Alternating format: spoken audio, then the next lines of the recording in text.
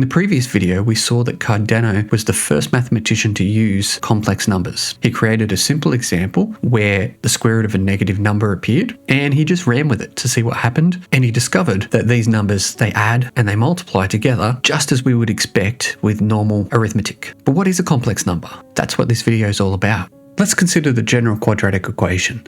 The solutions to this are called roots. We can find those roots numerically using the quadratic formula. Geometrically, those roots correspond to the x-intercepts of the corresponding parabola. Now, parabola can either touch the x-axis once, it can cut it twice, or perhaps it'll never cut at all, meaning that the general quadratic either has one root, two roots, or no real roots. We can determine how many roots any quadratic will have by quickly graphing the corresponding parabola and looking for the x-intercepts. We can also determine the number of roots very quickly from the quadratic formula as well by considering the discriminant, that piece underneath the square root. If it is 0, then there's one root. If it's positive, then there's two roots. And if it's negative, then there's no real roots. Let's consider again that quadratic equation that Cardano used in his example. X squared minus 10x plus 40 equals 0. Then, as in the last video, we discovered that we can use the quadratic formula to try and solve this problem. And if we do that, we end up with that square root of negative 60 term. So we know that there's no real solutions. But let's consider that square root of negative 60 term for a second. We could write that as the square root of negative 1 times 60. And then let's make an assumption that our product rule for surds still applies when we're finding the square root of a negative number.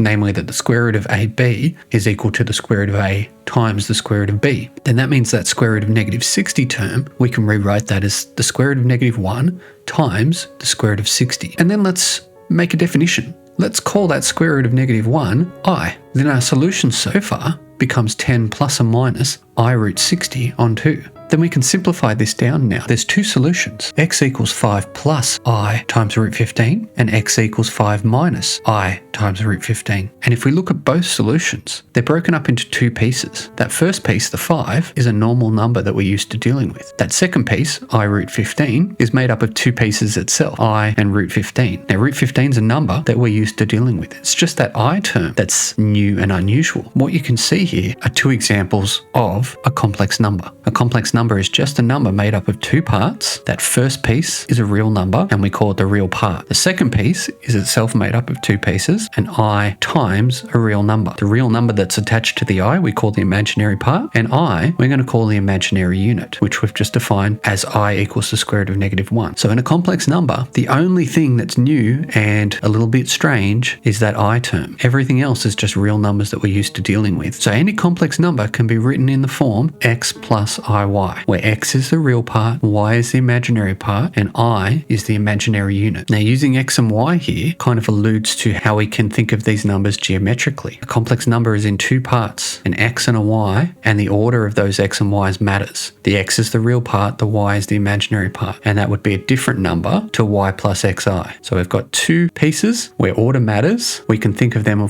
as what's called an ordered pair, and we can plot them on a number plane, where the x-axis is going to be called the real axis, and the y-axis is going to be called the imaginary axis. So if we wanted to plot the number 1 plus 3i, we would move 1 unit across on the real axis and 3 units up. And that point that we've plotted represents the complex number 1 plus 3i. And it is different to the complex number 3 plus 1i. This plane is called the Argand plane, and it allows us to think of complex numbers geometrically. Looking at complex numbers geometrically, it allows us to see interesting symmetries. If I consider the complex number 1 plus 3i and the complex number 1 minus 3i, you can see that the points are just reflections of one another around the x-axis. Those two complex numbers, where the only thing that's changed is the plus and minus symbol, are called complex conjugates, and geometrically they're just reflections around the x-axis. Writing a complex number in the form x plus iy is called Cartesian form, and the reason for that should be obvious because we can plot it on a Cartesian plane, which we call the Argand plane. But that's not the only way we can think of complex numbers. If I again think of that complex number x plus iy and I plot that on my Argand plane, then I could connect the origin up to that point and form a vector, and therefore my rules for vector addition and vector subtraction are still going to apply, and we'll see that in the next video. We can also consider that point, instead of its x and y coordinates, we can think of the length of that vector and the angle that vector makes with the positive x-axis. So we'll call that length r and the angle theta. Then we can also write the complex number as r cos theta plus ir sine theta, which you may sometimes see abbreviated to r cis theta. This form is called mod arg form or polar form. Mod arg is short for modulus argument. The modulus is the length of that vector and the argument is the angle that it makes with the positive x-axis. Mod arg form or polar form we're going to see more of when we look at multiplication and division in a future video.